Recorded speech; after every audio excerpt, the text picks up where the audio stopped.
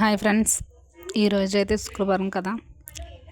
మేమైతే వరహిమాత టెంపుల్కి వెళ్ళడానికి బయలుదేరాము. ముందు వారం మీకు చెప్పాను వరహిమాత టెంపుల్ గురించి. ఫస్ట్ వారం నేను అనుకున్నాను నాకు ఒకటి జరగాలి ఒక విషయం అని చెప్పి, అదే ప్రాసెస్ మీద మళ్ళీ నేను జరిగితే వస్తానని అనుకున్నాను. జరిగింది. మళ్ళీ వారం నేనైతే వెళ్ళాను.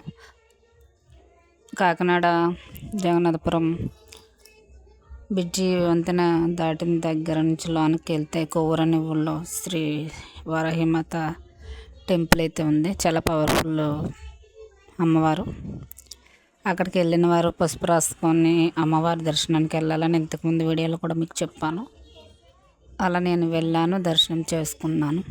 మంచిగా దర్శనం జరిగింది. అక్కడ అన్నదానం కూడా జరిగింది. అక్కడే మధ్యాహ్నం భోజనం కూడా చేయడం జరిగింది. ఈ రోజంతా నేను గుళ్ళోనే టైం గడిపాను. నేను చాలా హ్యాపీగా ఉన్నాను. మీరు కూడా వరహిమాత టెంపుల్కి చాలామంది వెళ్తున్నారు. మీరు కూడా వెళ్తే మీకు మంచి జరుగుతుందని నేను అనుకుంటున్నాను. ఎవరైనా ఉంటే కనుక వెళ్ళాలని అనుకుంటే తప్పకుండా వెళ్ళండి.